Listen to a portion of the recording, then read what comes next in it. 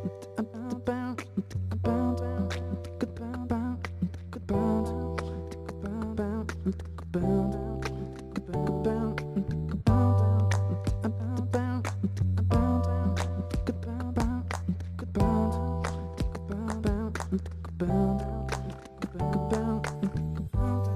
dreamers dream, where dreams come true. There's no limit to what we can do.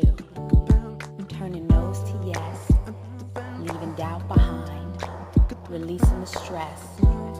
We were born to shine.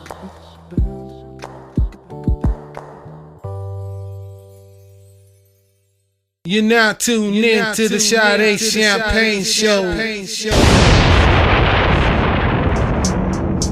With the cast, Christina Renee, Rick and Melissa Wood, Lisa Lewalt, Veronica Escobar Winners, Ariana Carde, and Ayakule Palama. Celebrity guest interviews, segments on health, wellness, creativity, entrepreneurship, spirituality, hot topics, and more. You're now tuned in to the Sade Champagne Show.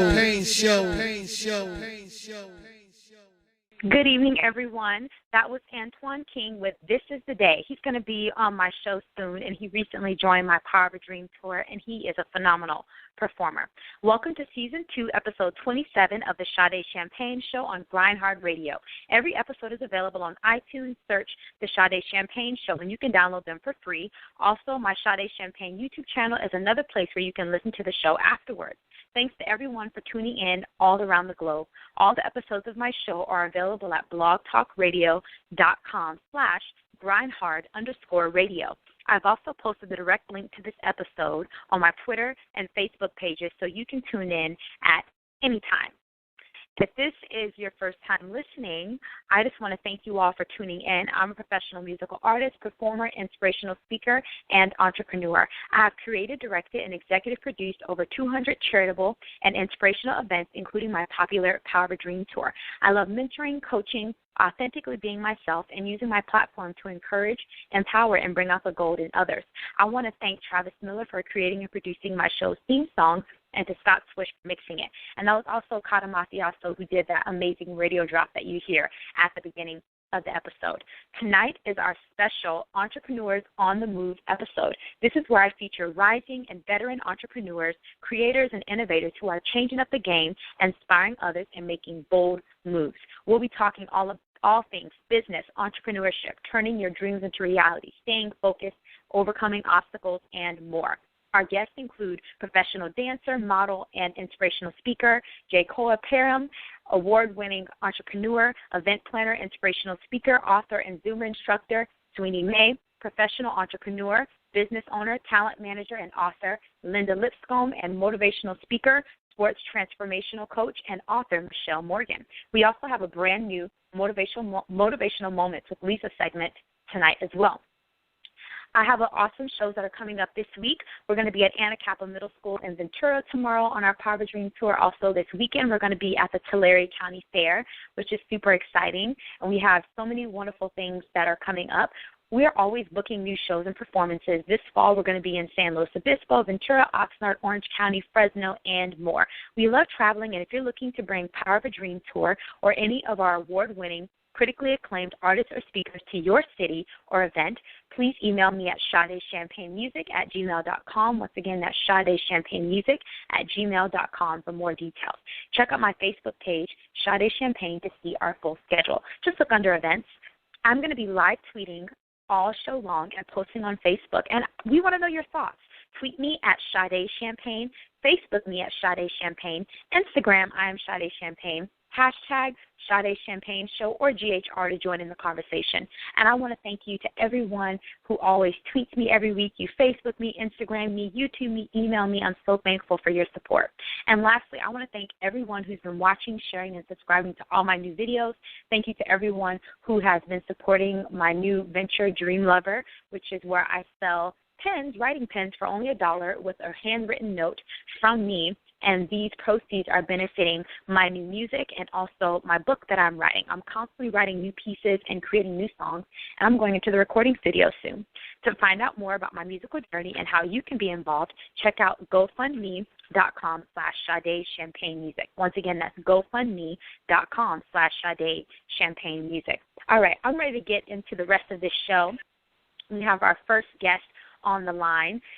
Junius Jai Parham III was born in Europe and raised in Anchorage, Alaska. He's of Puerto Rican and African-American descent. He grew up in a very multicultural environment, learning everything from the Samoan language to playing the ukulele. He's always looking for the positive in every negative situation, and he set out at an early age to take on the world to impact everyone like some of his icons and his inspirations, Martin Luther King Jr., Gandhi, President Obama, and many more. He gained much attention after doing a skit with hip-hop icon Drake on the Jimmy Kimmel Live show. Afterwards, he went on to working with many well-known artists, producers, and more. He teaches dance as well as motivational speaking to the youth. Some of his experiences include being a brand ambassador for Cali Soda, Worldwide Media, Wildlife Clothing, and Foreplay Magazine. And some of his credits include World of Dance, Drake, Young Thug, Rory, Tweet, and Mama D, and many more. I'm so glad to have him on the show, too, because I happened to meet him through Twitter, and now we have become amazing friends. So, Jai, how are you doing tonight?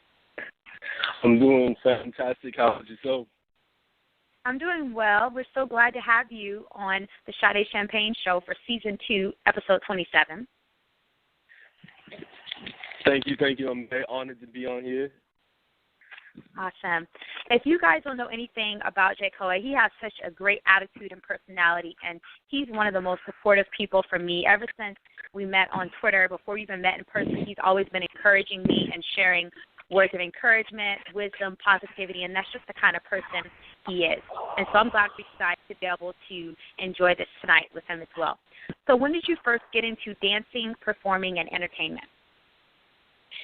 I got into dancing at a very early age.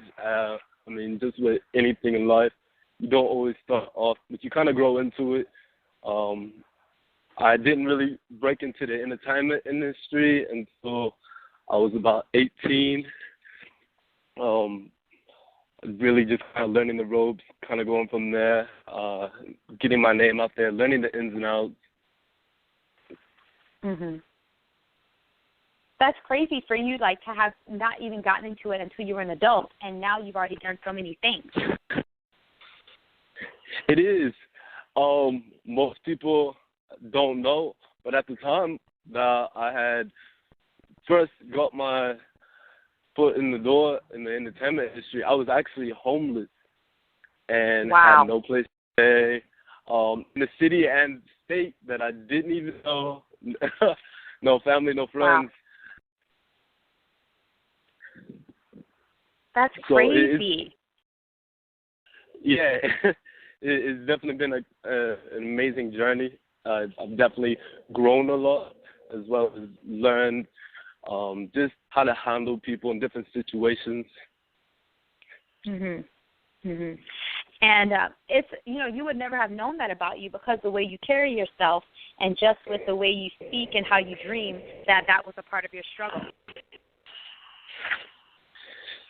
Right, and it goes back to the old saying, never judge a book by its cover.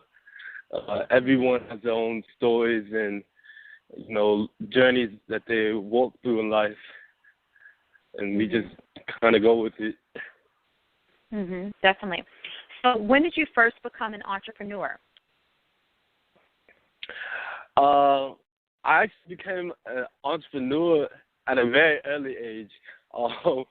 My mother will tell anyone to this day that I was always business-oriented.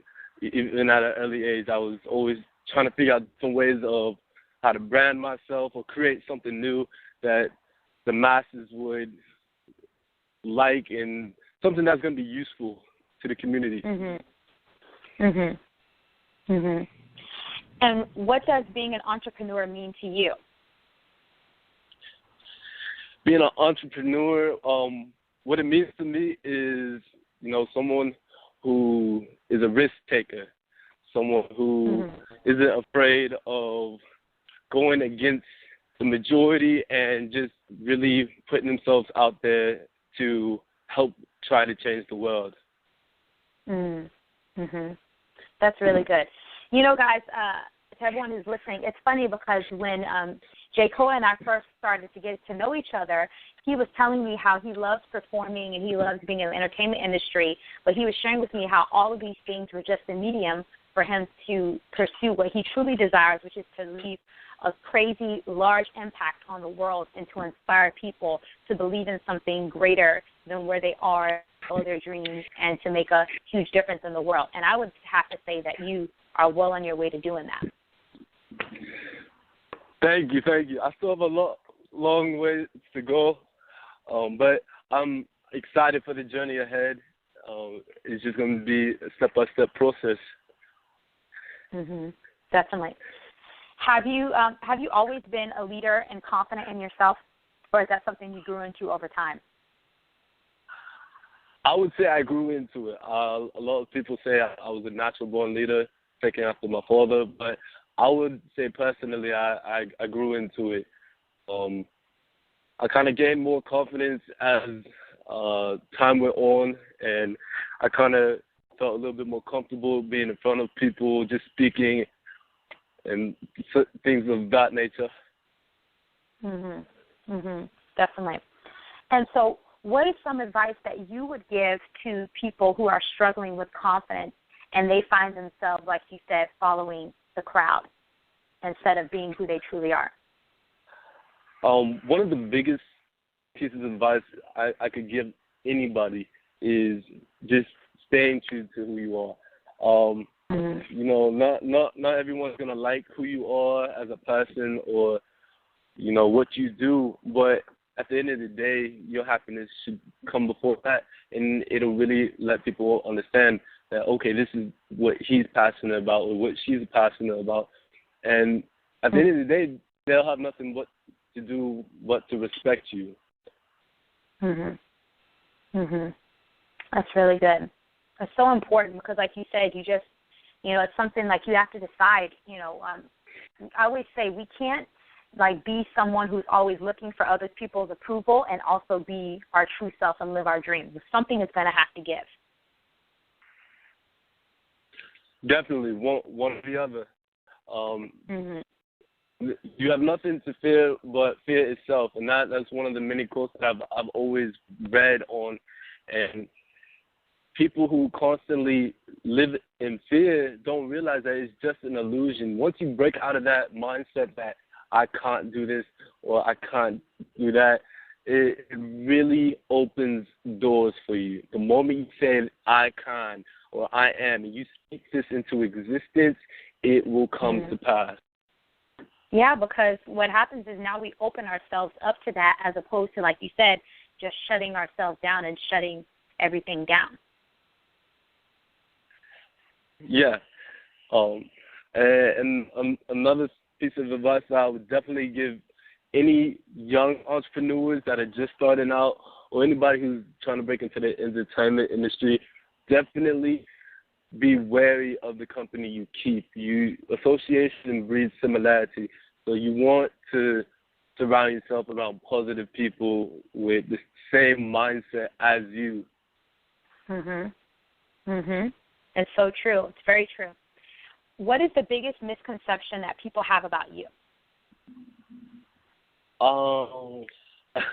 It's funny you asked me that. Someone just asked me the other day.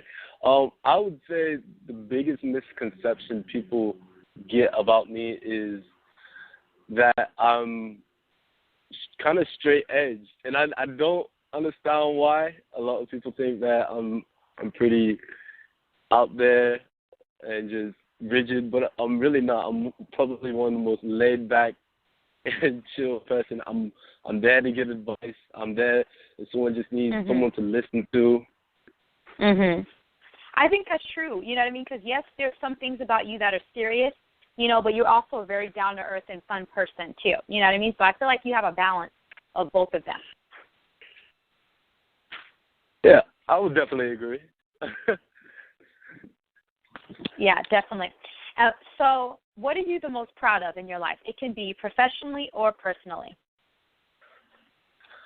The most proud thing I could say is just being able to take care of my family and those around me. That's always been my biggest goal. Even though I'm not at that point in life where I'm able to take care of all of them, but just, I'm able to help somewhat in some way right now. That's my biggest moment.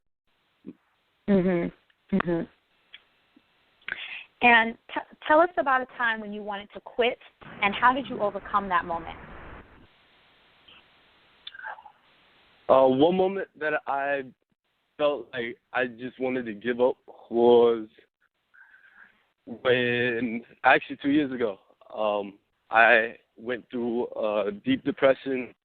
A lot of friends and close ones that I had loved had passed away due to whatever. And I just felt like I couldn't get through it. I felt like, was this entertainment industry or all the success that I was gaining wasn't even worth it? And eventually, I just got to the point where it's like, if I give up now, then all that advice, all those smiles and laughter that I shared with each of those persons will have been wasted for nothing. They all wanted me, and they all believed in my dream, so they wanted me to be successful, and that's one thing that drives me and motivates me every day. Is because you're doing it not only for yourself, but for the benefit of those around you. Yes. And I just do it for the future youth as well. It's just, if no one else is going to guide them, I just think who will, if not me. Definitely. They're going to need that inspiration and that encouragement. So how do you handle negativity and stress? I kind of just turn it into like a joke. If someone says something negative, or like you can't dance, or you're ugly or something like that, I just turn it into a joke, and I laugh along with them, or I agree. Both lies. So, how's that a lie? But I'm saying lies that they would say that you can't dance and you're ugly. Those are both lies, like big lies. I mean, so you turn it into a joke. Yeah, I turn it into a joke. It's all about perspective in life. How you view each moment in your life is what's going to determine the next thing to come. So every time I see a negative comment or, someone trying to bash me in this way or form, I understand that I'm not perfect myself. So I know that I'm a work in progress, and I just turn it into another positive thing. Like someone says you can't dance, I'm like, oh, well, maybe you're right. Maybe there are some things in my craft that I can work on, and that is absolutely true. And so is that how you stay confident while working in industries that have been known to tear people down? Because, we can receive so much quote-unquote rejection, and being in the entertainment industry, being in business, being in music, people have been known to try to tear others down, and you can feel rejected. Is that how you stay confident, is by turning into a joke and just focusing on who you are and where you're headed? Yeah, that would definitely have to be a big factor. But at the same time, I also have a very great team behind me, and that they keep me grounded and motivated for even days that I can't motivate myself. One of the biggest people in that team right now is my manager, DeMarcus Holloway, and he's a mentor. He's my manager, and he just gives me advice that no one else will give me. That's really good, because we can't do it alone. You know what I mean? You need a team. Just like that. What's the famous quote that says it takes a village to raise a child? I feel like it's the same thing with a dream or to build people up. It takes a community or village of people to do it. Like, we are not meant to be an island. Yes, very, very true. And funny enough, at one point, I thought like that. I always felt like, well, I can do this on my own. I don't need anyone. I used to push people out.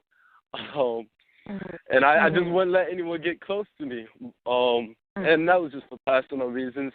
But at the end of the day, I just realized, like, okay, you know, I can't do this on my own. And as a man, and I think that's for a lot of my gender, we have a pride issue to where we won't ask for help.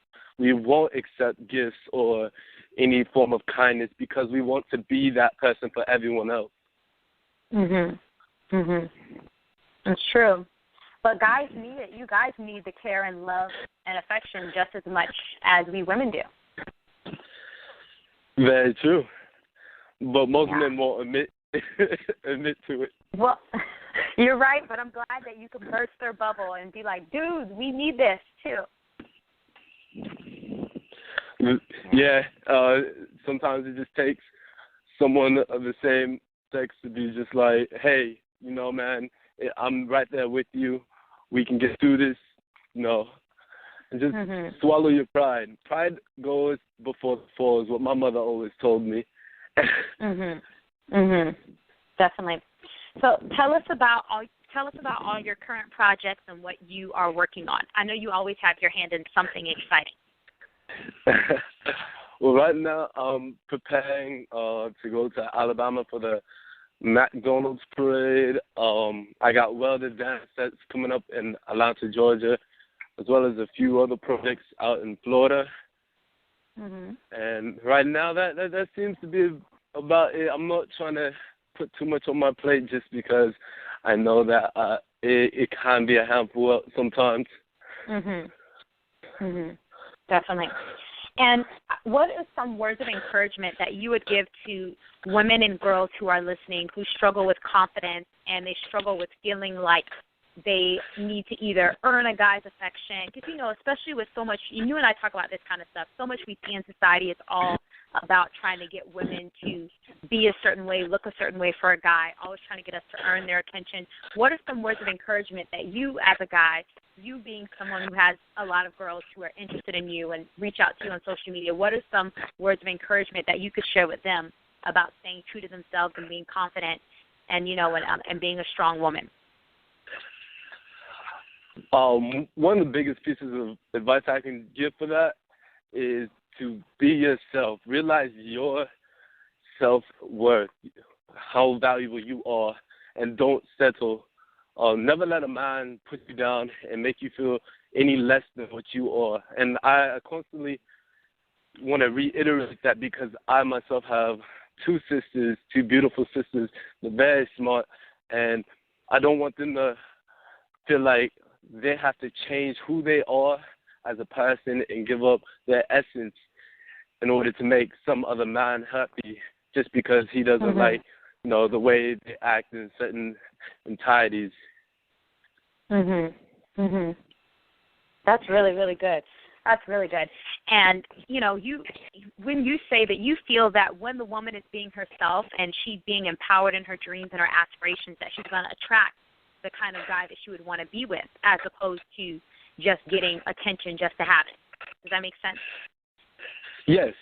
But also at the same time, you can't have, you know, certain standards and then you yourself not bring anything to the table. Like I've had multiple women talk to me and had conversations about what they expect in a man and whatnot. You know, they want him to have these lavish cars and houses and whatnot and a degree, but they themselves, you know, don't have a degree or a job. They just want somebody to take care of them.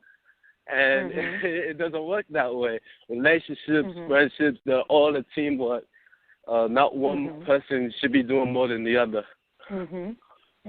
That's really good because that's one of my biggest philosophies, and I believe as well, is that we should never ask of people what we're not also willing to bring to the table. Amen. And not too many people, especially in the younger generation, realize that what they see on TV and music videos, and movies, that's what they think the real life. Or even in social media, when I see these pictures talking about relationship goals and whatnot, it just comes to the point where you just have to be realistic with yourself.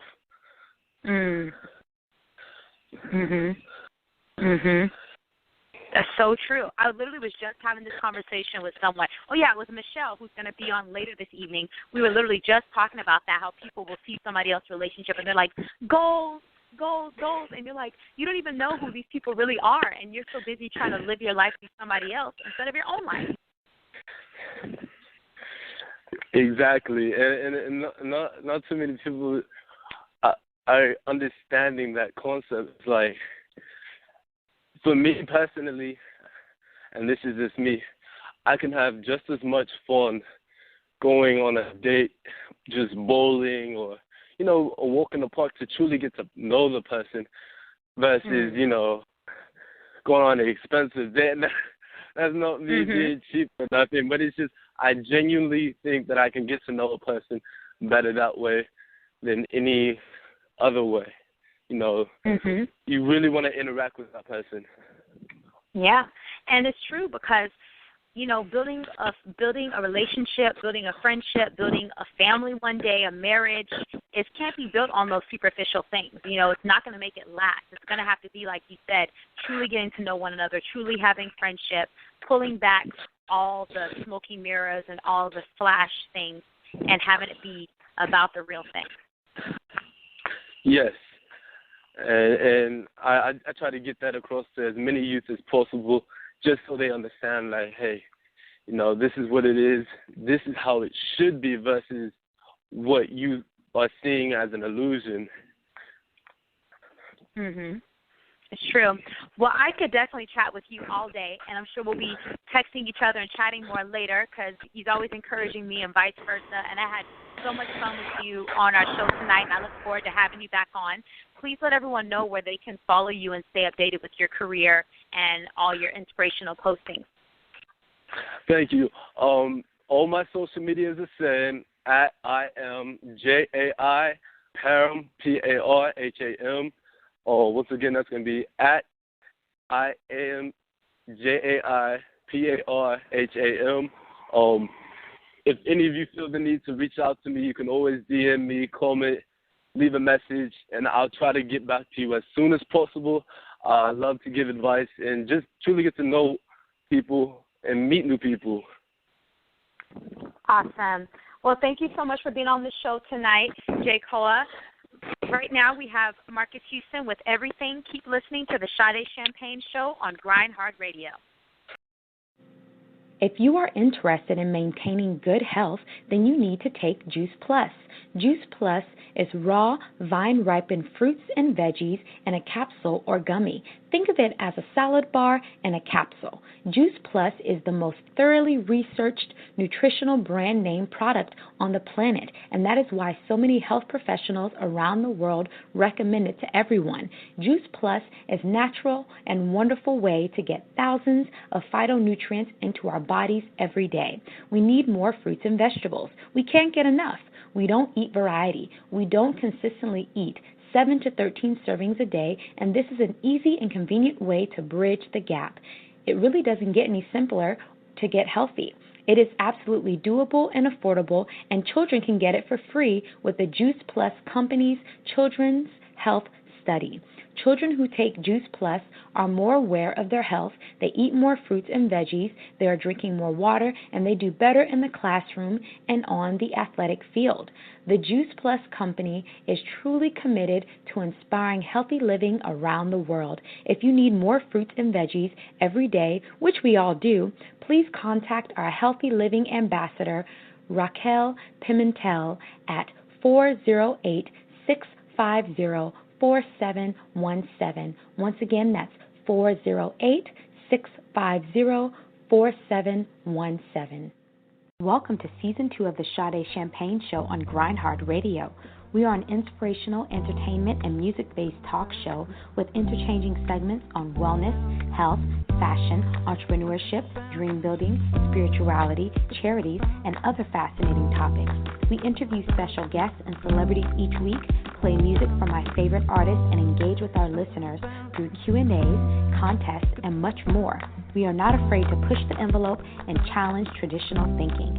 Every episode is different than the one before, and we are committed to bringing the highest quality content that is sure to entertain, empower, and encourage. We look forward to having you with us every Wednesday from 6 to 7:30 p.m. Pacific Time right here on Grind Hard Radio. Hi, guys. This is Ariana Carde from the Supermodel and You segment. Keep listening to Sade Champagne on Grind Hard Radio. Welcome back to the Sade Champagne Show on Grind Hard Radio. You're listening to our special Entrepreneurs on the Move episode. I'm featuring rising and veteran entrepreneurs, creators, and innovators who are changing up the game, inspiring others, and making bold moves. Our next special guest is on the line. She is one of my dearest friends, longtime dear friend, and one of my biggest inspirations and mentors over the years. Hollywood Renaissance and entrepreneur Lyndia Lipscomb has been a business owner of many companies for more than 15 years. As a business owner and talent developer, she has worked with many musical artists such as Abby Ann, Diamante, Bovelli, Tyga, the Jackie Boys, and me, Sade Champagne, and many others. She's also launched the career of Nisa Kovacs and starred in many hit TV shows. Lyndia's companies include a book publishing company, an entertainment company, and most recently a cosmetic company, Rude by Rebel, and her film company, which we're going to be talking about as well. They have all been launched to help support others and teach the art of entrepreneurship. Lyndia believes that everyone has more than one talent and that they should capitalize on all their talents to succeed. She's going to be chatting with you guys about Peak Girls Films, and she recently won 4th place at the 7th annual Connecting Women to Power Business Conference pitch competition. She is the founder of Pink Girls Films, a charitable Los Angeles-based film and production company dedicated to developing and producing and financing both independent and studio films. Hi, Lyndia. How are you doing tonight? Hey, Sade. How are you? I'm doing well. I'm so glad to have you on the Sade Champagne Show for episode 27 of season 2. Oh, congratulations. I can't believe you really did it, but I'm so proud of you. Thank you so much for having me. I'm so glad to have you on here. You know that you're one of my biggest inspirations and supporters, and I've just been so thankful to you over all the years. Well, you know, I've watched you grow over all the years, so that's a blessing, too. You've done well, and I'm so proud of you having your own radio show now. That's just wonderful. Well, you know you've had a big part in what I've done, and so I always give you credit, and people know that you're one of the people who supported me. Oh, yes. I mean, we had fun back then. It was many years ago, but we supported a lot of youth in California, so we have a lot of people to thank for, you know, the rise and the fame that all of us, you know, a lot of people are doing very well right now. Exactly. So when did you first become an entrepreneur, and what does being an entrepreneur mean to you? You know, I really didn't really seek out to be an entrepreneur until after I moved to California because I was so busy, you know, managing Nisa's career and doing mine that I really didn't have the time. But really, I think when about 2004, 2005, when I really came to California and realized that a lot of people were lost in the entertainment industry, and I couldn't understand it because they're here in Hollywood, but they didn't know what to do or where to go or who to get information from. And that was really challenging for me. So I had to, you know, dig and dive and figure out my own stuff and then try to help others along the way. So that was really when I decided to just take the bull by the horns and do it myself. And entrepreneurship, what it means to me is, you know, it just means living your dreams. It means doing what you want to do. It's like not punching that 9 to 5 clock. I mean, owning something. I mean, you know, I went to a seminar once and a gentleman told me, and it stuck to me, and he said, you know, you're never going to get rich really being a service provider. You need to produce something and own something of your own. And so, you know, I think that was profound to me because, you know, we go to work 9 to 5, but we're service providers for other people and other owners. And even if you don't have your own company, you can start it small. You don't have to be big, but you need to own something to be, you know, to have some success and some fun in life. I mean, you have to have a balance. I definitely agree with that. So have you always been a leader and confident in yourself, or is that something you grew into over time? No, I've always been a leader. I mean, my superhero was Wonder Woman, so I could credit it to her. I can tell, too, because that's something, you know, even from the first time that we met, that was something that you exuded, and that was one of the things that drew me to you was your confidence and your leadership skills. Yeah, well, you know what's funny, because when I started doing it, you remember when we used to have Tyga and Jackie Boys and OT Genesis and all of those, and you know, and we do the stuff at the Celebrity Center. I didn't know what I was doing. I just did it. I just knew we all needed help. I knew that we all needed an avenue. I knew these kids were out here being ripped off for money for singing and performing and everything else they wanted to do, and my daughter was entering that arena, and the one thing I wasn't going to have her do is to fall into that rip-off of people just taking money from these young artists coming up and not doing anything to help them. So I didn't know what I was doing. I didn't even know L.A. I knew like one city in L.A. I think I knew Burbank and the Valley, but I made it work. I made it work. You sure did. And so tell us about your new company, Pink Girl Films, and how it came about. I'm super excited about this. Oh, yeah, I'm super excited. Well, Pink Girl Films, I've always had it in the back corner because, you know, I managed my daughter's career, and she went to film school, and we always had it on the side to basically when she starts pitching and doing films, we'd have our own film company. So it's been kind of hidden, but I just started bringing it to life like last year. But it's just basically, you know, funding and finding these projects that can never get to major network and make them come true to life, because a lot of people are writers, actors, producers, directors, you know, whether African American or Latino, but they don't get the chance because they're not in that clique of Hollywood. So Pink Girl Films was a film to inspire women and you know, young girls and even some young adults on how to write, produce, and direct their own things. And you don't have to wait for an audition. You don't have to wait for studios to call you. You can produce and invent your own projects. Just like you've invented your own radio show. No one's told you to say, hey, Sade, get a radio show, and you have to get approved by this person. You did it yourself. You made it work. You found out how to do it, and you made it work. That's what Pink Girl Films is about. You know, if you're out here spending $500 to $1,000 a month on acting lessons and going to all these directors' workshops, you know, for what? What are they doing for you? Where are you going with that? You know, the money you're spending with that, you can actually shoot your own small film and produce it yourself. I mean, if five actors got together and took the money they put in classes and then produced their own film, then, you know, they'd be great. That would be their own show reel that they're producing themselves. I mean, because Hollywood's a racket. You really have to know how to get around the corners. Everybody wants money for nothing in Hollywood because it's the land of opportunity. So people pay thousands and thousands, and mothers too. They all want their kids to be the next Disney star, so they pay all these money for these Disney workshops. And what are they going to get out of it? Maybe 1 in a million make it? You know? So I believe that you need to put it together yourself. And if you don't know how, you find someone that do, and that's where Pink Girl Films come in. You know, we will help you put the project together. If you have the idea, you know how you may possibly want to be filmed, or if you have a concept, we can write it. So that's what we're here to do. We want to put you to the next level.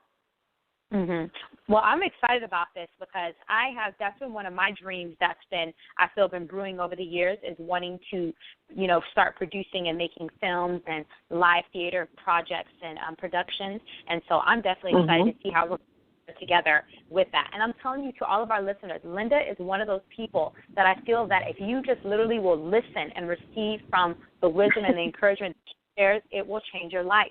You know what I mean? It's like she has been that way for me since I met her. And like I said, you see a lot of the things I'm doing, it's because of that wisdom and that encouragement that she shared with me over the years. And that makes me say, yeah, I can do that too. Aw, thank you. But so you listened. You did it, and you listened. Yeah, but you listened, Sade. You did it. You listened. You know what I'm saying? Right. That's true. So tell us a lot of people don't. They get lazy. That's true. No, you're right though, but that's why I try to encourage people to listen. You know, and even with my students, I'm like, listen and find out all the different ways that you can learn and really receive and soak in the information and apply it to your life. It will make a huge difference.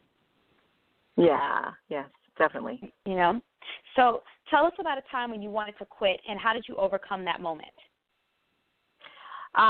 You know what? This is kind of weird. I went to a SAG.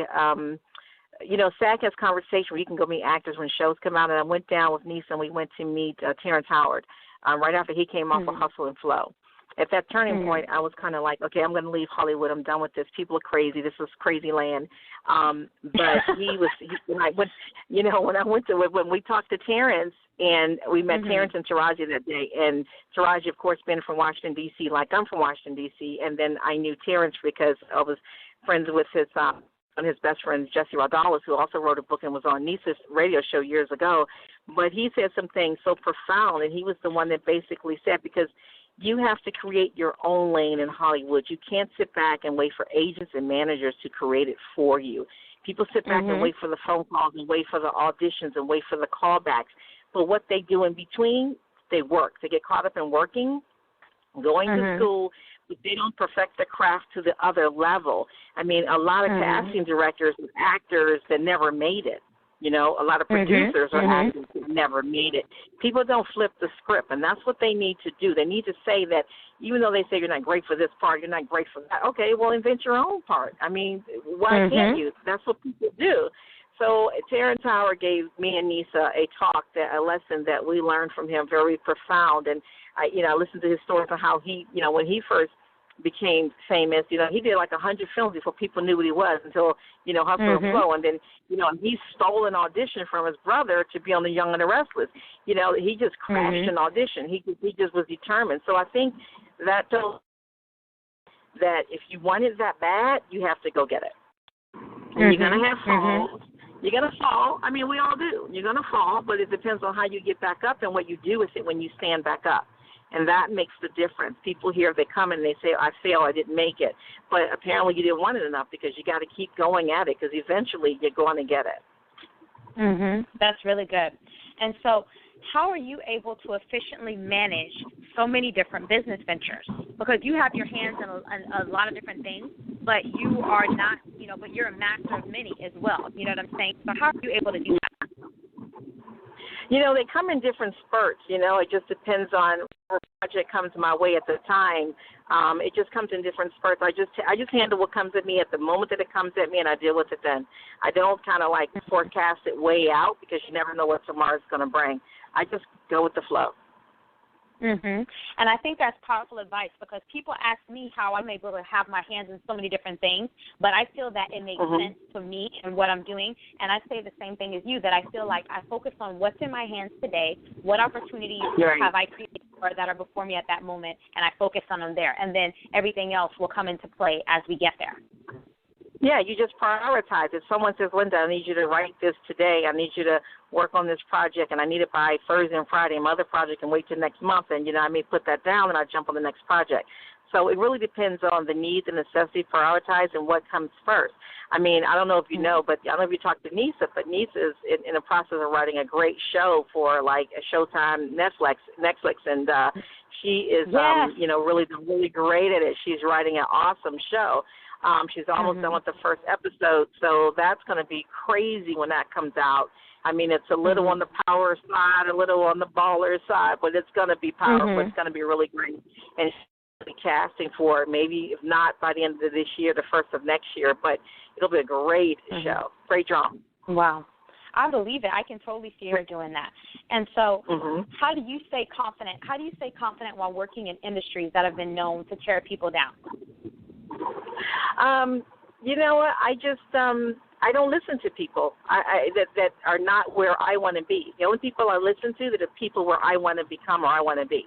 Because the naysayers that are underneath me, and I hate to say that, or around me that are not doing anything, I can't listen to you, because you're not going to help me, and you're not going to put me where I need to be. You're not going to give me the answers that I need.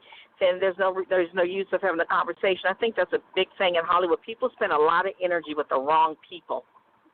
There's a lot of people say, I can help this, I can help this, and I can help that. But in actuality, they don't really want to help you. They want to hold you back, because they want to get ahead of you. And you need to understand who's going to help you and who's going to hold you back. Because as you know, I have a lot of celebrity friends.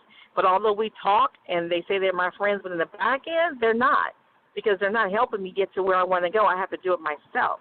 So you have to understand who to hang around and where to put your energy. And then when you can understand that, I mean, I remember from the first time Nisa was on the Nickelodeon set, there were so many moms there with their kids running around trying to sit on directors' laps and trying to eat with them at the, in the green room and do all kinds of things. But for what was the reason? What was the point? You can't throw your kids out there. They're not like minced meat. They're products, but you got to manage the product. Just like a jar of mayonnaise. If you make it, how are you going to product? How are you going to market it? That's what you have to think. If you come to Hollywood as an actor or an actress, you're not an actor or an actress. You're a product. of Hollywood. So you have to understand, how do you market that product? Who's going to buy it? How are you going to sell it? And then that's what you work on. Because just because you can act and read lines does not mean you're marketable. When marketable in Hollywood, it means, are you bankable? Are people going to come listen to you? Are people going to come pay money to see you or hear you? That's what Hollywood works with, bankable actors and actresses. They need the money. That's what feeds this whole industry. So just because you look good, you can read a line, but are you bankable? Will people come see you? Will people come watch your show? If you can't get to that point, then you're nowhere. That's really, really good. And so share with our listeners how they can get involved with Pink Girl Films, how they can audition for anything you have coming up, how they can support, anything that you have coming up. Where's the best place for them to link up with you and your company? Well, you can go to pinkgirlfilms.org, and then you can also, if you want, you can put my email address on your website. Also it's Lyndia5000@gmail.com. We're always interested in projects that we can produce, direct, write, or even write the concepts of treatments or understand, or at least even do consultation, or at least look at what you have, what's the best way to work with it, and do what we can. Because I don't have all the answers. I'm not perfect, but I may have a team of people on the network side that can actually do it for you, that I can refer you to somebody. And I just don't refer anyone. You really have to come with something really good that, it's worth listening to or seeing. Because, you just really can't tell everybody about your project. Because they do steal projects in Hollywood. I've had it happen to me. I've had it happen at the 11th hour, get a project stolen. So it happens. Definitely. I'm so glad I've had you on tonight. I'm telling you, to all my listeners, Lyndia is someone that you need to receive from and listen to the things that she's sharing with you and find out how you can apply it to your life, how you can apply it to your dreams. Because as I told you, she's been a huge inspiration and encouragement to me in my life, and what she's saying is so true, and it makes a difference in your life. It builds so much confidence. It builds encouragement. It helps you to have stamina, because you're not living your life based on other people. You're living from your inner source and being able to share that with others. And so I'm so thankful that I've had you on tonight, Lyndia. We're definitely going to be in touch, and I want to find out, like I said, how we can partner together and just, I don't know, we're gonna do some brainstorming, because I'm just super excited and I'm thankful for who you are. And the day's going to come, if you don't get extremely wealthy before me, I get extremely wealthy before you, I'm going to be investing into all your projects and giving you blank checks that you can just put as much money on as you want. Oh, great. Well, I just want to leave your listeners with the fact that I know a lot of people come to Hollywood and they want to be a star, but I think they need to put their thinking in a different way. Don't come to Hollywood to be a star. You have to make Hollywood work for you, not you work for Hollywood. And that's what people don't get. You have to make it work for you. That's good. I'm about to quote that right now and put it on there. And then I'm also going to share for anyone who wants it. I'm going to share the email to you, and you can reach out to her. And so I want to thank you so much for being on tonight, Lyndia. I look forward to, and keep up the great work with everything. And thank you for all your encouragement over the years. I appreciate it, and bravo to you, and thank you for doing what you're doing. I'm glad that you listened and you took the bull by the horn, and you've done a lot for a lot of kids' careers in the Ventura County. So, I'm proud of that. I always go to your event. So I'm really happy, and I know you have a lot of fans out there yourself, so shout out to you also. Thank you so much. Next up, we have Jesse McCartney with Running. You're listening to the Sade Champagne Show on Grind Hard Radio. This portion of the Sade Champagne Show on Grind Hard Radio has been sponsored by Ray Gonzalez, State Farm Agent. He is my agent and the first person I go to for any professional or personal insurance needs. I am always satisfied with his services and everything his agency provides. Ray takes the time and care to make sure that his customers get exactly what they want and need at the most affordable price for their budget. He is one of the most inspirational, efficient, and highly qualified people I have had the pleasure of working with. You can reach him at 805-240-3100. Once again, that's 805-240-3100. His website is sfteam1.com. That's sfteam1.com or sfteam1.com. In need of an affordable hair and makeup artist that's there when you need her? Contact Nicolette of Nicolette Von Schell Artistry for all your hair, makeup, and wardrobe styling needs. Nicolette specializes in timeless and priceless moments of your editorial, commercial, promotional, wedding, film, and personal needs. She is the artist on whom you can depend. Nicolette Von Schell Artistry at 805-415-4033. Hey, this is Rick with the Living with Fearless Joy segment. You're listening to the Sade Champagne Radio Show on Grind Hard Radio. Welcome back, everyone. You're listening to the Sade Champagne Show on Grind Hard Radio. This is our special Entrepreneurs on the Move episode. I'm featuring rising and veteran entrepreneurs, creators, and innovators who are changing up the game, inspiring others, and making bold moves.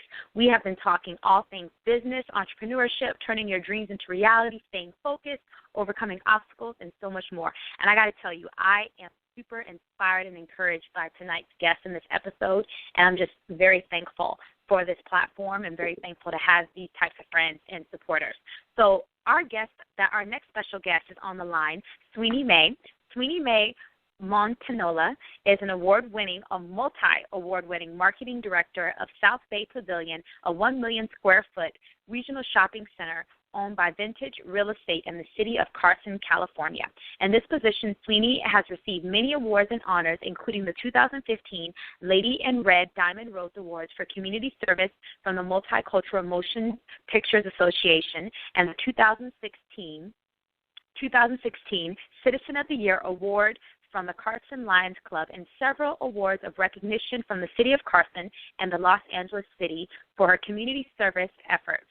She currently serves as the Vice Chair of the Public Relations Commission for the City of Carson, board member of Carson Gardena YMCA, and officer for the Carson Gardena Dominguez Rotary Club, board member of the Carson Sheriff Foundation, VP of Communications of the Women's Business Council of Long Beach Chamber of Commerce, and her credits are so long, you guys, that it literally could fill a book. She does so many different amazing things. She's a certified Zumba instructor, and she instructs Zumba Fitness weekly event held on Saturdays at 9 a.m. free for the community and hopes to fight obesity. She is a published Amazon.com author of the 10-Step Guide to a Successful Event, and she goes above and beyond her call of duty in helping organizations, small businesses to improve by sharing her knowledge and principles of events and marketing at local workshops and conferences. Sweeney Mae owns a small business called Events in the City, focused on event production and marketing solutions for business in LA. Y'all, she has been a part of, produced, directed, created over 700 events. So she's my inspiration and who I want to be when I grow up. So, Sweeney, how are you doing tonight, girl? I'm good. Thank you so much for having me on your show. And I should have written a shorter bio for you, huh? I'm sitting here like, oh, darn, it's a long one. I know, and I cut it down, too. But I'm so glad, though, because I want to share with people just how involved you are and what you've been able to accomplish through your passion and your dreams. Thank you. Thank you so much. What a wonderful show. And I just listened to your guest just prior me calling in, and amazing. Yeah. She's amazing. Thank you so much. And we're so glad to have you on the Sade Champagne Show for Season 2, Episode 27. So tell us, what does being an entrepreneur mean to you, and when did you first become an entrepreneur? Being an entrepreneur to me means that you have the ability to make your visions into reality. I think that being an entrepreneur just doesn't stop at dreaming. You have to take actions. And then when you could take actions and take the first step, the second step, the third step, and then start to see results, I think that to me is an entrepreneur. They make things happen. And the first time I listened to your questions from the last guest, so I kind of had to think about myself, like, well, when did I know that I was an entrepreneur? And it's funny enough, I think I've known I was or I didn't know that was entrepreneurship, but ever since I was a little kid, I was always kind of like trying to make some money here and there. I grew up in the Philippines, and I remember we would make snacks, frozen snacks, and then we would put a sign on the outside of our gates, saying we're selling whatever we're selling for whatever amount. And I think I've always kind of been, hustling here and there since I was a kid. And one of the things that you talk about that I love so much, and I'm going to have you go into that right now, is I want you to talk about how you are able to effectively manage your time and take ownership of your time and what your day looks like. You know, and share with people about a bit about that. Because, you know, everyone, Sweeney, I've had the pleasure of working with her for several events. And at a women's empowerment event earlier this year, she was sharing her testimony and her story about how she had basically lost control of her own time and her schedule and was just giving away so much to people who were draining her that it affected her health in a lot of ways. And she didn't feel as confident and like the vibrant person she is. And so I want you to share with everyone about that. Yes, yeah. There was definitely a time where I was really overwhelmed, and I've gained a lot of weight, and I realized that even when looking at my Instagram account, oh my gosh, I have been hiding from photos because I haven't been feeling good about myself. And I realized I had to step back, and I had to take a lot of pause, you know, from all the things that I was involved in, and ask myself what kind, you know, who am I giving my time to? And then I realized some people are trying to take time away from me, asking me to help them with things or to give them advice or to coach them. But some of them I realized they're not really following my advice.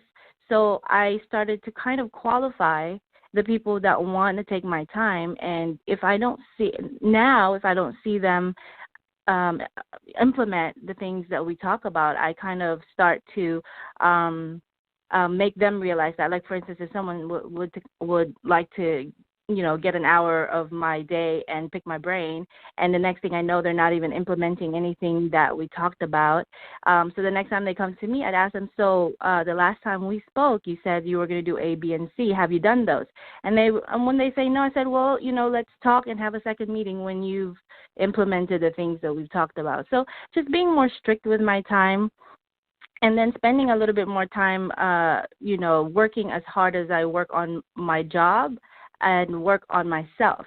So I realized I've gained some weight. I've felt unhealthy. So I started running. I hated, you know, one of the things that I hate the most is running because I sucked at it. Like, I can't just run 1 mile straight.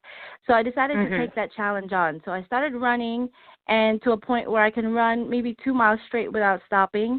And then next thing you know, I've, you know, lost a few pounds here and there, and I feel a little bit better about myself. And I've started, you know, helping and getting involved again. So having to take a pause and reevaluate, you know, how my health is doing from all the time I've been given away has taught me so much about managing my time so that I could be more effective and I could be more vibrant again. Because haven't you found that many times we get drained in so many areas and by people that when it actually comes time to us moving towards our dreams, towards our passions, or taking care of ourselves, there's nothing left, like we're running on an empty tank. Exactly. It's just like, you know, we've all heard it, you know, help yourself first before you help others, just like how they tell you on the plane. You know, you have to put your oxygen mask on for yourself before you help another person. And it's really true, because if you know, if you're not taking care of yourself, then what kind of energy do you have left to try and help others? That's so true. So tell us, please, about your book, The 10-Step Guide to a Successful Event. And everyone, you can get that on Amazon.com. Yeah, so event planning has come really second nature to me. And so a lot of the people that wanted always try to, you know, spend some time with me to get advice, I realized these were the things that they're missing in the step process that they take when they put on an event. And I believe in events 100%. It's the best way to get so many people in one place at the same time. If you're promoting something, you're launching something, or whatever it is. So I decided to write it. So, you know, in the beginning, it was just to be able to give to the people that are always asking for my time, and it saved me time. You know, when they're asking for help, I would send them, hey, here you go. So then someone suggested, why don't you publish that on Amazon? And I did, and it's helped me so far, because anytime anyone asks me for help, I try to refer them to that, because it's very inexpensive. I believe it might be $2.99 or something, and then it's not like your normal book where it's a lot of pages. I get right into it, like step 1 and all the way to step 10. And I'm probably due to write a second edition of all the updates that's been going on technology-wise anyway. But, yeah, so that's how the book, the ebook came about. And so tell us about a time when you wanted to quit, and how did you overcome that moment? Boy, tell you a time that I want. Oh, Lord. So you were a part of this event called the Survivors Fashion Show, and the Survivors Fashion Show was an event that I put together to help the American Cancer Society, specifically Relay for Life, because it's special to my heart because my dad passed away in 2008 with lung cancer, and I used to live in Seattle, and I participated in an event where it's pretty much the Survivors Fashion Show. So I thought when I moved here to LA in 2009, I searched the internet and see if there was an event like that, and there wasn't, not that I could find. So I decided I'm gonna make it, produce it myself. And the first year went well. And then the second year was a little tough. Like a week before the event, like my florist canceled on me. And then the ticket sales weren't looking good. Yeah, and the ticket sales weren't looking good. And just a few more things. I try not to dwell with negative things, so I don't remember, but I know a few things happened that was just disastrous, that I'm like, oh my God, why did I do this to myself? Why did I do it again? But I can't quit because there were people that bought tickets, and plus Guapole was showing up, so I couldn't quit. So funny story, just the night before, oh my gosh, I'm probably incriminating myself. So the night before the fashion show, I still didn't have a solution for my flowers. I don't have centerpieces. So I was invited to a really high-class event in Beverly Hills Hotel, and so they had beautiful centerpieces. And then the host started to kind of give it away like a raffle. So I approached the event planner, and from event planner to event planner, I talked to her and I said, hey, I'm helping, put this event together tomorrow for American cancer survivors. If you're giving these centerpieces away, could I have 7 of them? And she looked at me funny, like, what? What, you want 7 of them? That's really greedy. Like, I feel like that's what she was thinking. So then, she said, well, you can wait until the end of, the event, and you can see what's left. And I told myself, but that's not going to work because there'll be nothing left if I wait till the end.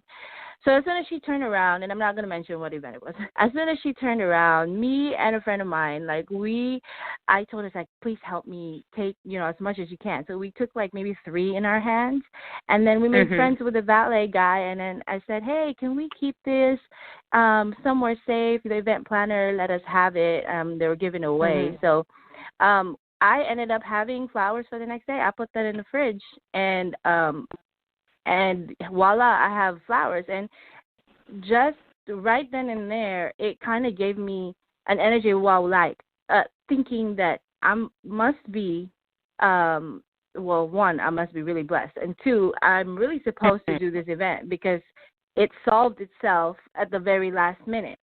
And I think that every time I want to quit, I just have to remember that, God always makes things happen, and then it is in his timing. So even that at the last minute, it gave me a lot of hope and a lot of energy, thinking to myself, why was I even so defeated? I mean, it's just, first of all, it's just centerpieces. So, and then finding that at the last minute was definitely an icing on the cake. So that was probably the last time I felt like I wanted to quit. I don't want to do this event tomorrow. I don't have any centerpieces. I have things going wrong. And then something like that happens and gives me... So what are some words of encouragement that you would give to up-and-coming entrepreneurs and event planners? Because from what you're saying, it sounds like even though you've been very successful so far in your dreams and what you love, it seems, with all of us, there can be ups and downs sometimes with your events. You can follow everything through to a T, and you still can have those challenges. You still cannot have the most ticket sales, but you just continue, like you said, to grow in it and to advance in it, and it will get easier and better. But I guess it also comes to doing it for what you love. You know what I mean? Because you have to get to a certain point where everybody in the whole world knows who you are, and then everything you do, everyone will come to. You know what I mean? But what are some words of encouragement you to up-and-coming event planners and entrepreneurs? I'd say to up-and-coming event planners and entrepreneurs to not be afraid to start small. I see a lot of people always want to do it big, but when I sit down and talk to them and get to the bottom of it, they don't even know what the first step is to doing, like I've had people come to me and say, I want to do this big concert at the StubHub Center.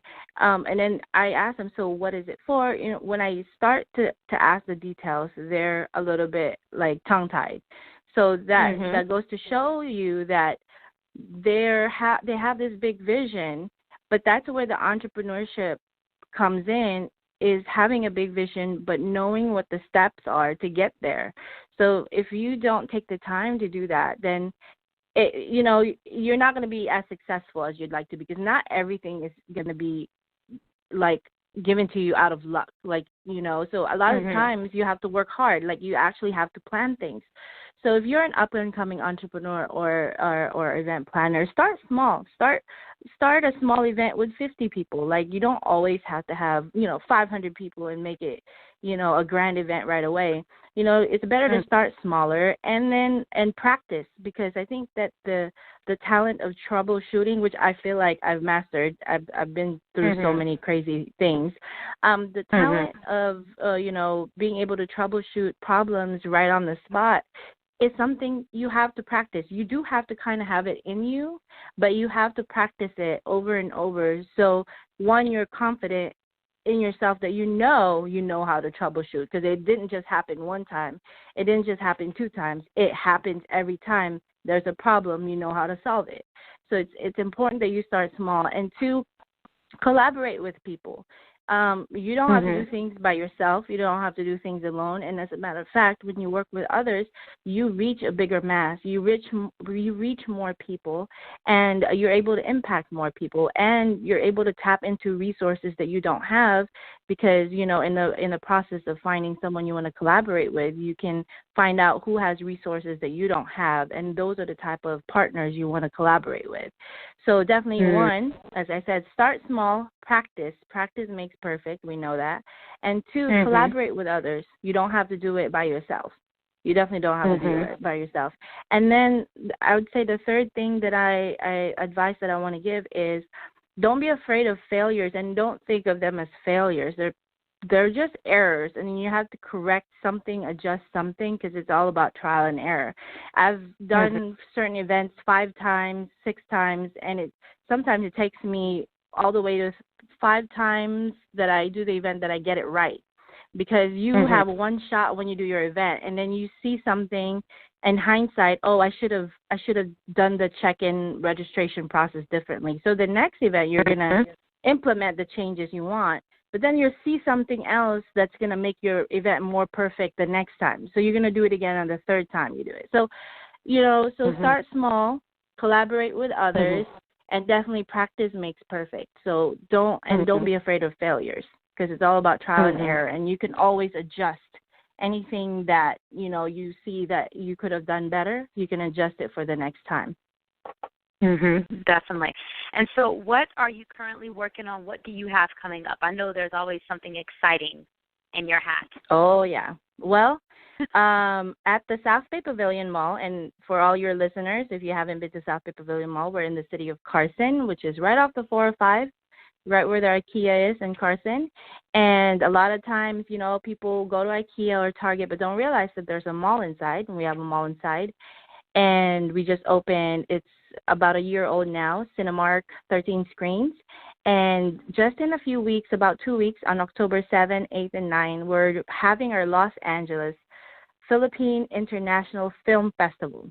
So 1, we're going to be showing Filipino-American films or Filipino films, and 2, they're all going to be subtitled. So for all the movie geeks, what do you call them? For all those that love watching movies, come and check it out. There's going to be amazing films, and I've seen some of the trailers. They're amazing. They're well done. And the selection committee, oh, my God, they're amazing people as well. So it's going to be for 3 days, October 7th, 8th, and 9th. Friday, Saturday, and Sunday. So Friday night is the opening night. So that's one of the biggest events coming up. But just on a smaller scale, tomorrow night at South Bay Pavilion, we're having our 3rd anniversary for our line dancing class that we do here at the mall, just to get the community in shape. And it's going to benefit the Down Syndrome Association. So we're going to have an all-white party. So if you love line dancing and you want to come join us, it's for a good cause. So you get to dance and for a good cause. So those are the two things that I want to share.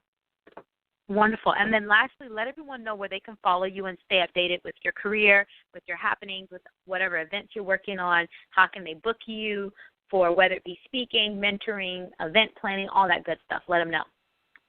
Thank you. Yes, yeah, definitely. I love to speak in front of people. It's something that I recently found out, I'm very decent at, and I'm working on it. And so Sweeney, it's on Instagram, Sweeney_Mae.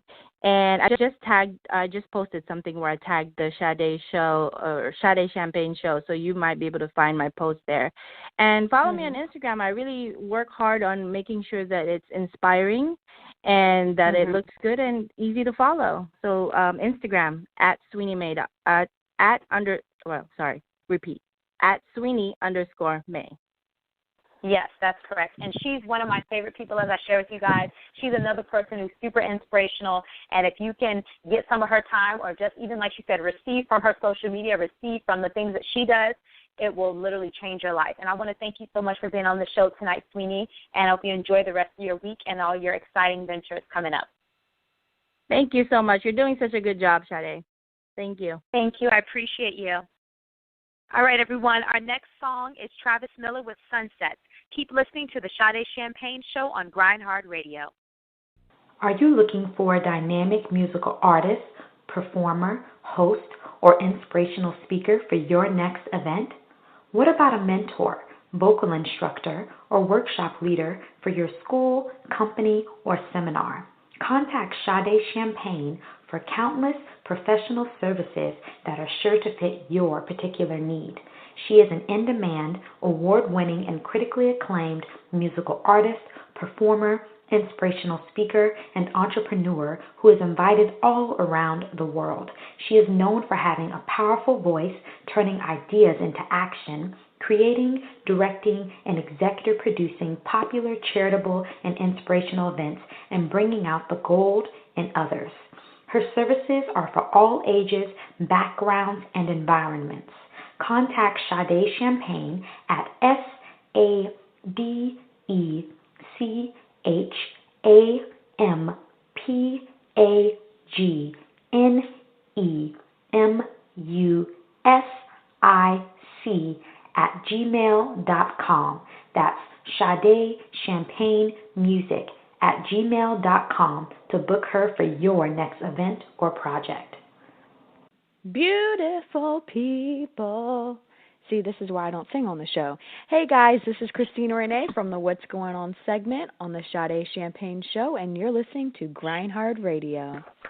Welcome back to the Sade Champagne Show on Grind Hard Radio. I've been having so much fun tonight. I feel like I can fly for sure. This is our special Entrepreneurs on the Move episode. Our final guest of the night is Michelle Morgan. Michelle Morgan is the founder of Vita Esporo, a company that focuses on empowering people to embrace their self-worth and creating genuine love and happiness in their lives. Her passion and dedication to sports earned her a basketball scholarship at San Francisco State University, where she earned a bachelor's degree in kinesiology with an emphasis in exercise science and fitness. Michelle has worked with multiple organizations that work with encouraging young people to embrace their self-worth and achieve their goals.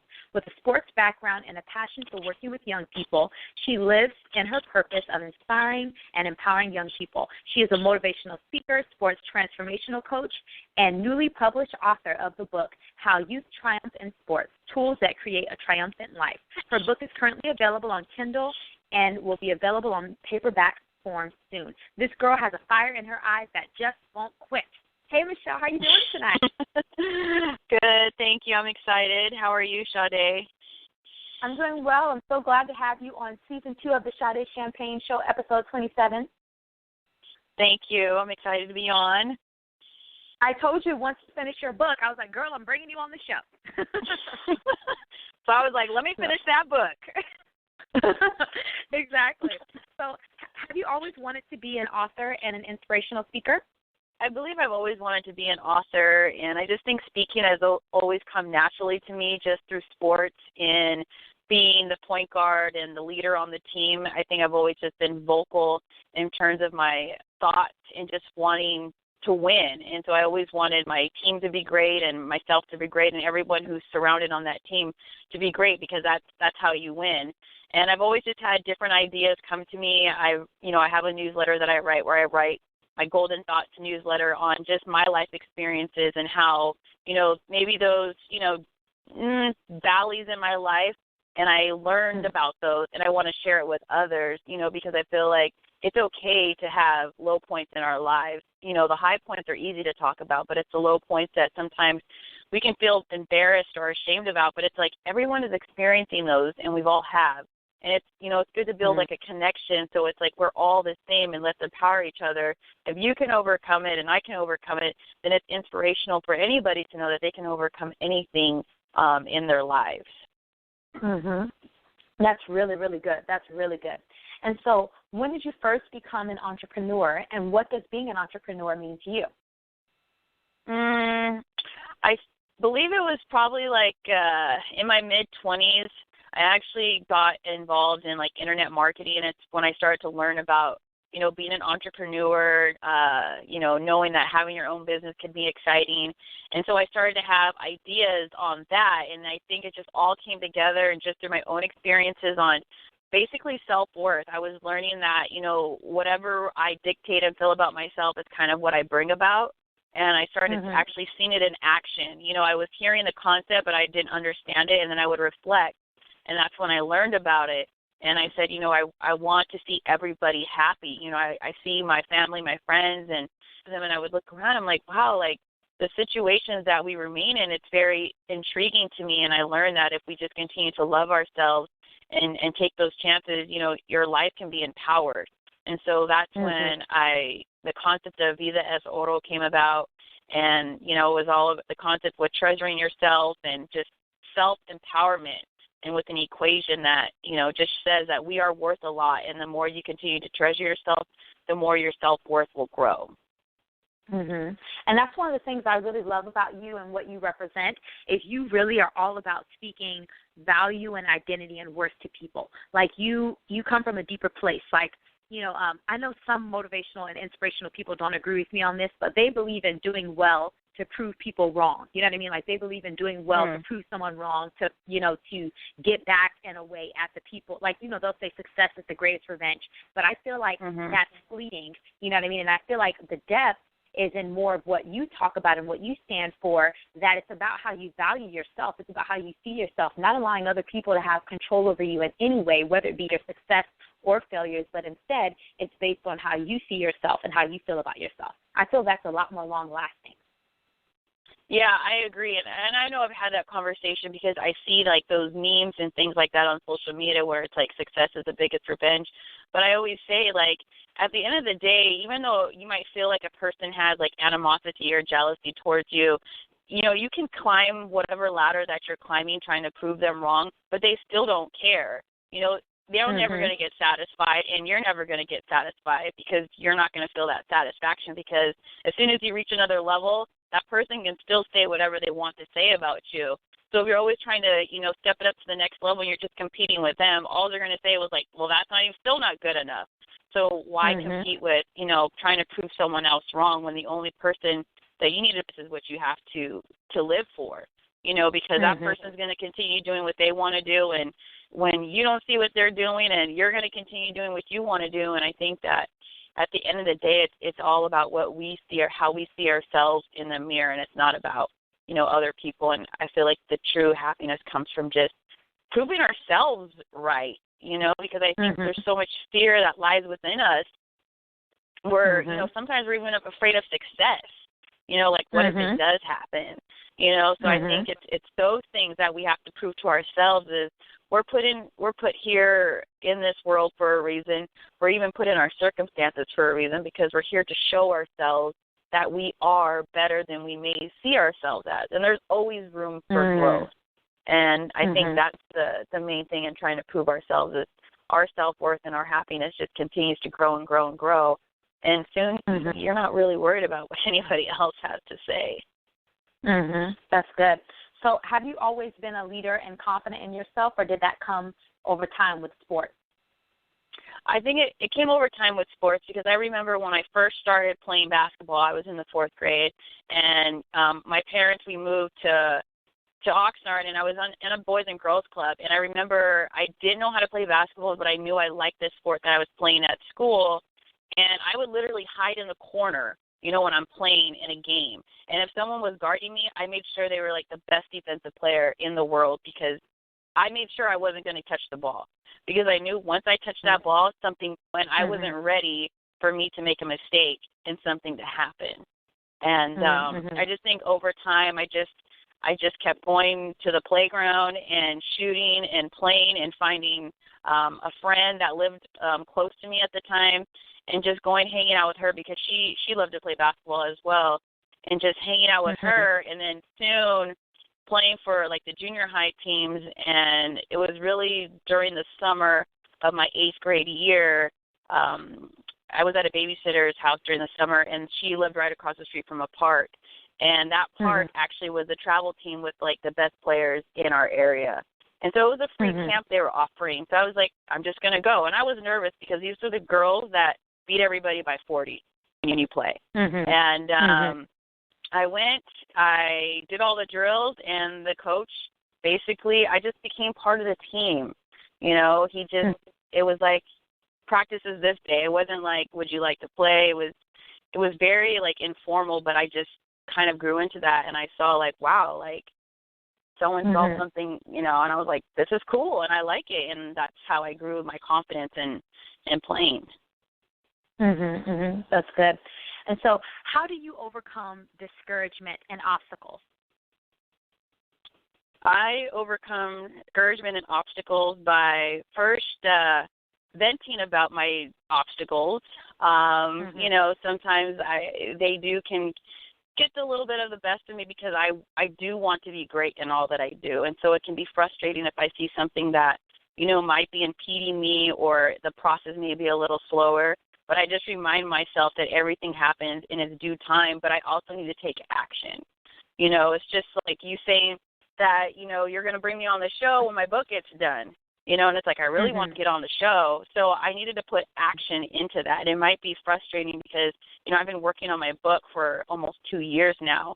So the process, is time consuming, but I knew that I had to keep putting the action steps into it in order for it to be a published book. So now it's complete, and now there's a paperback version. So everything's available on Amazon now. Right. So let's get into that. Tell us about your new book, How Youth Triumph in Sports, Tools That Create a Triumphant Life, and why it was important for you to write it. Well, I'm really passionate about working with youth. I worked with youth for over 20 years, and the things that I see is that as a young person, even I look at myself when I was growing up, I wasn't taught what it meant to value myself.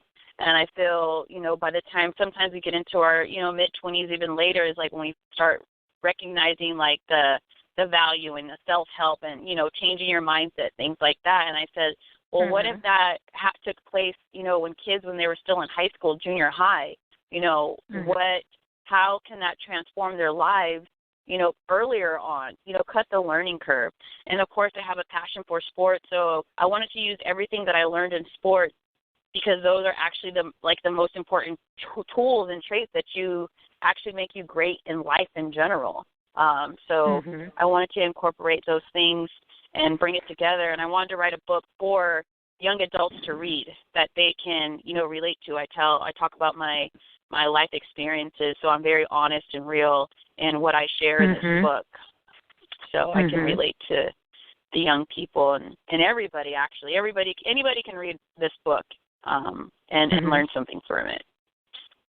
That's what I feel, because a lot of the things you share about, even though you may have a target group that you're looking to reach, a lot of times I feel that the things you share and believe and what you value, any age of person and any background of person could utilize in their life and benefit from.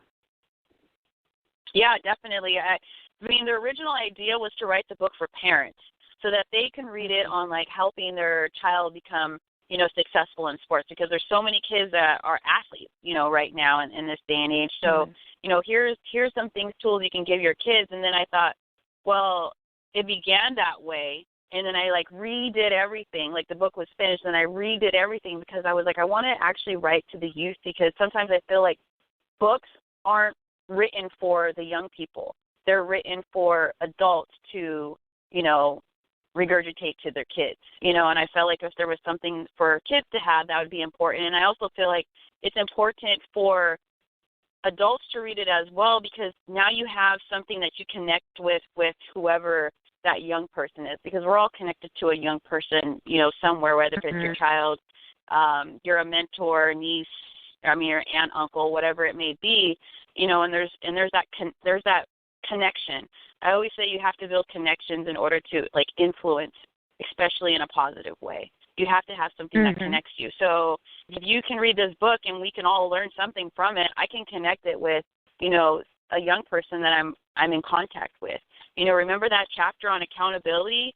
Because I talk about it where if my mom tells me, if you want to go to your friend's birthday party, then you need to make sure, your homework's done all week and you do all your chores.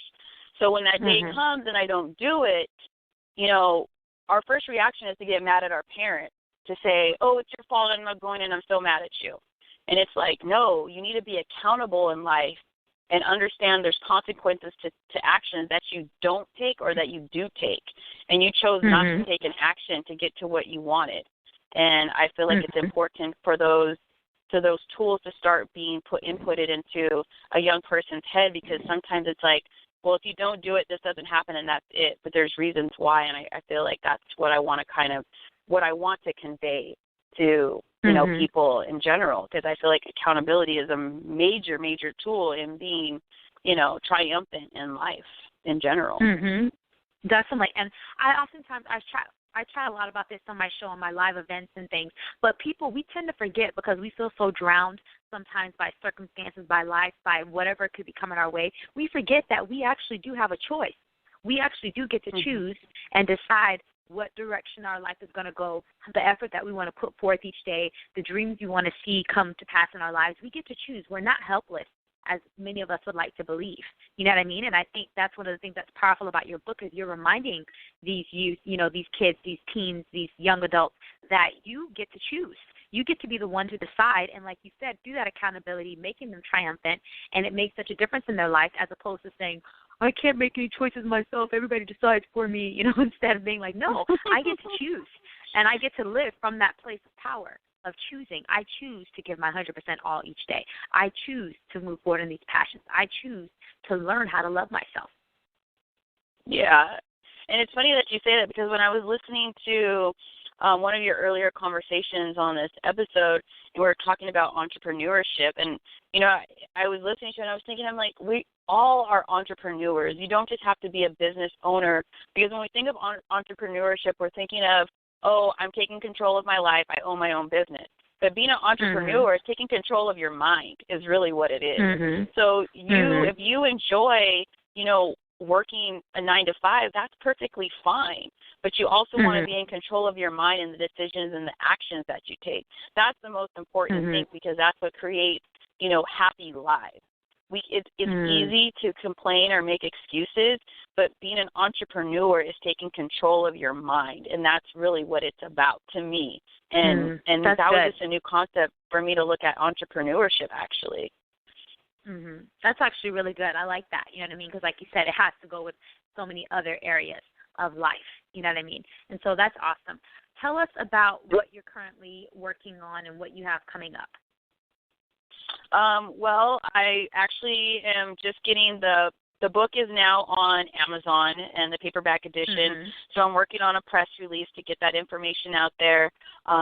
This weekend I'll be a vendor at the Frida Kahlo Art and Music Festival in West Hollywood. So promoting my book, and I just really want. Thank you. You know, so I just really want to get. I want this information, my book, out there. I feel like it's a very valuable tool. I'm very passionate about what I wrote and the information that I have to share, the knowledge that I have to share. And so it's just about connecting with, you know, youth sport coaches, the kids, parents, you know, anybody and everybody, because like I said, it's a short read and it's a great book, and I believe everyone would enjoy reading this book when they get their hands on it, and they'll want to share it with everyone that they know. That's so awesome, Michelle. Well, I'm glad I've had you on tonight. Please let everyone know where they can follow you and stay updated with your career, with your happenings, with your company, Vida Es Oro. So all social media, my handles are Vida Es Oro, so Facebook, Instagram, Twitter. That's V as in Victor, IDAESORO. And then you can purchase my book on Amazon, and you can also purchase my book on my website and get more information about me and my services that I offer as well. So I tell myself, I tell everybody I'm a mental sports coach. So for athletes, to me it's more about like X's and O's. It's about being mentally strong is what makes great athletes. Because there's so many little intricate parts that go into really being great and successful in sports. So to get more information on that, you can go to my website at www.vidasoro.com, which is www.v as in Victor, IDAESORO.com. To purchase my book on my website, you just click on the Book and Media tab, and you can go ahead and click on the Purchase Book Now, and it'll take you to Amazon. And then I also offer a free focus calendar. So in the book, I talk about having a focus calendar, and it's basically a calendar that people can use. It's a goal-setting calendar, and it's a month calendar. And so you talk about what am I going to focus on for this week, and at the end of the week, you ask yourself, did I accomplish my task for this week, and what did I learn from this week, and how can I improve? So it's not just like, let me cross it off the list. It's like, if I didn't do something, like, you know, how can I get that done? And if I did do something, how can I improve? Because it's always about reflection and improving, not just crossing something off your list. So it's all about getting better, and you can get a free copy of that calendar as well on my website at vidasoro.com under the Book and Media tab as well. Awesome. Well, we're about to go into your commercial right now for everyone to hear more about it. We're so thankful that I've had you on the show tonight, Michelle, and I look forward to us connecting more together. And I just see you speaking all over the place and mentoring and encouraging so many athletes, even professional athletes one day. So just keep going in the direction that you are. I'm so proud of you, and I'm thankful to have you as a friend and as an encourager. Thank you so much, Sade. Thank you for all the support you have given me, and then all the encouragement and empowering you do to everyone that you're surrounded with as well. Thank you. Do you know of a young adult who has a passion for playing sports and who is determined to reaching their full potential as an athlete? Hi, my name is Michelle, and I'm a transformational sports coach and the founder of Vida Es Oro. I earned a college basketball scholarship, and my purpose is to empower young athletes in reaching their full potential in sports and in life. I provide support and guidance in overcoming obstacles, and in return, the young athlete will build more confidence in their skills and abilities, which will raise their game to the next level. If you know of a young adult who is committed to taking their athletic potential to the next level, contact me by going to my website, www.vidasoro.com. That's www.v as in victory, IDAESORO.com, or email me at youthsports@vidasoro.com. Hi, this is Lisa Lewalt of the Motivational Moments segment on the Sade Champagne Show, and you're listening on Grind Hard Radio. Our next segment of the night is Motivational Moments with Lisa Lewalt. Join award-winning multi-threat performer, entertainer, and motivational speaker Lisa Lewalt as she shares inspirational stories and ideas to help encourage, empower, and activate you in your dreams and aspirations. Be sure to follow her at Lisa Lewalt on Twitter, Facebook, or Instagram, and hashtag Motivational Moments to join in the conversation. I want to encourage you guys that whatever that dream is that you have for your life, that you never give up on it. We speak at a lot of schools, and I'll often share my story with the students about how I overcame Tourette syndrome in order to book my first national TV show. And without fail, there'll always be students that come up to me after the event or the show, and they'll say, Lisa, that's so great that you were able to do that. I wish I could do something like that. You know, I had this or that goal, and I tried everything. I did everything that I could, but I didn't make it. I failed. And I remember hearing this exact story when I used to work as a personal trainer in the gym. People would come up to me and they'd say, I need your help because I've tried everything. I diet, I exercise, and I just can't lose weight. And sure enough, I would work with them for a couple months. I would get them to diet and exercise, and weird, they would lose weight. Now, I'm going to share something with you guys that I did not share with my clients. I didn't do anything that special. I didn't have a magic formula. I just got them to do what they claimed they were already doing, which was exercise and eat right. But here's the trick, if there is one. I got them to be consistent about it. I got them to get back up and try one more time. When these students came to me, I would always ask them, well, what makes you think that you failed? And they'd kind of give me a puzzled look and they'd say, well, clearly I didn't succeed. And I'd ask them this follow-up question. I'd say, are you dead? And they would always look at me strange. They'd be like, is she being serious? Do I laugh? Is she quoting that movie from last year?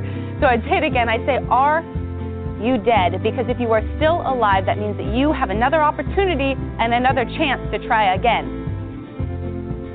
You can only fail if one of two things have happened. If you have not reached your goal and you are either dead, no longer living, or you have given up. You have to change your mindset. You have to change what things mean to you. See, there really is no such thing as failure. There's only results. And every time that you try and every time you take action, you get a result that makes you learn something and gets you one step closer to success. In fact, if you're experiencing setbacks, you are in great company. What would have happened if all the people who achieved great things in history had given up at their first setback? They definitely wouldn't be where they are today. I want to give you guys a couple case studies. There was a young man who was cut from his high school basketball team, went home, locked himself in his closet, and cried. His name was Michael Jordan. There was another young man who couldn't speak until the age of 4. His teacher said that he wasn't going to amount to anything. His name was Albert Einstein. There was a young woman who was fired from her job as a TV anchor because she wasn't fit for television. Her name was Oprah Winfrey. Another young man was fired from a newspaper for lacking imagination and having no original ideas. His name was Walt Disney.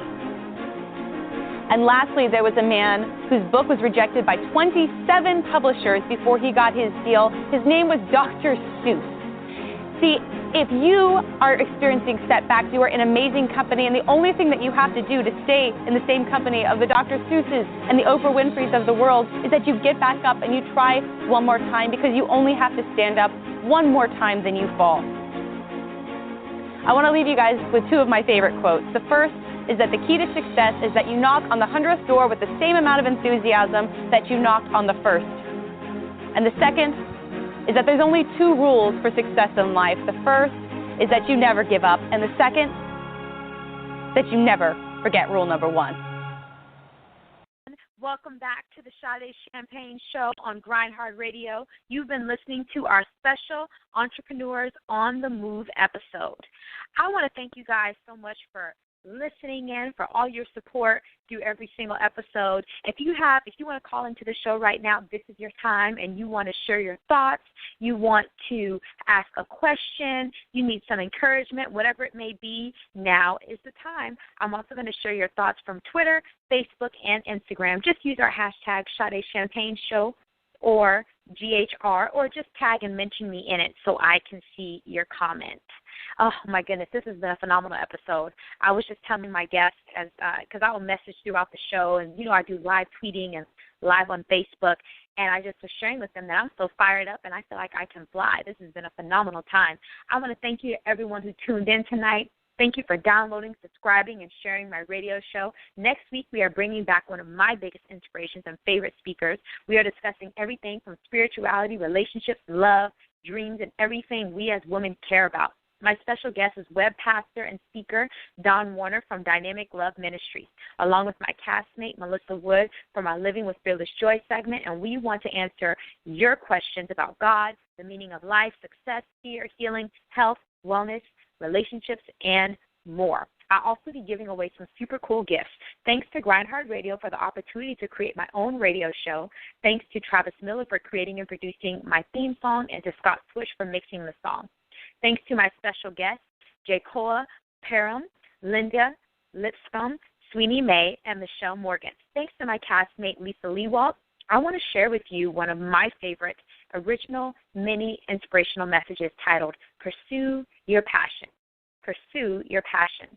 And then our final song of the night is Ruben Studdard with Meant to Be. Thanks for listening to the Sade Champagne Show, and see you next Wednesday from 6 to 8 p.m. Pacific Time right here on Grind Hard Radio. Be led by your passions and not your fears. Be led by your passions and not your fears. We have been living our lives in the shadows for far too long. We have been living our lives paralyzed for far too long. It's time to break out and be all whom we were destined to be.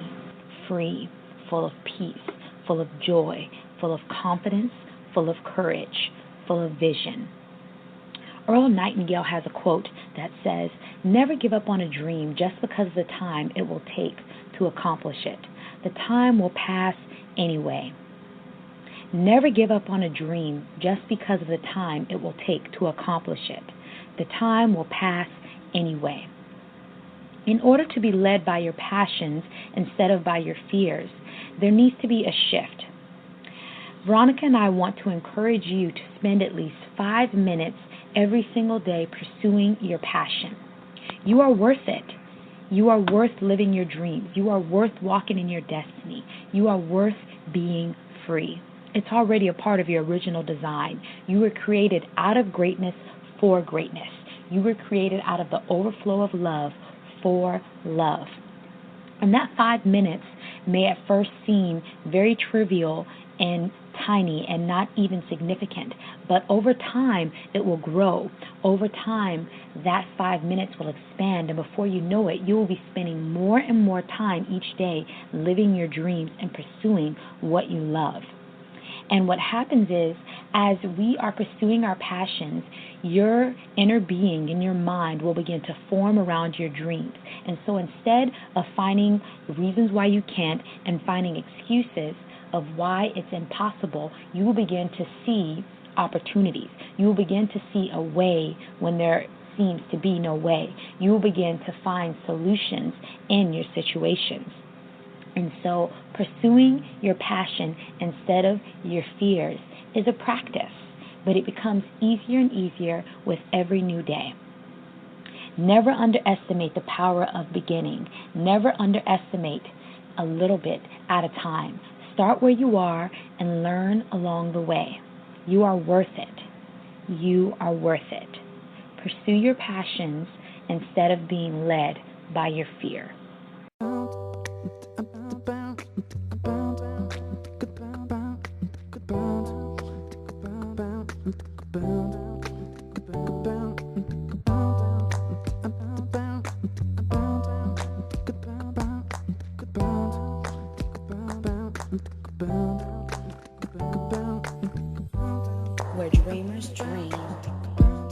dreams come true.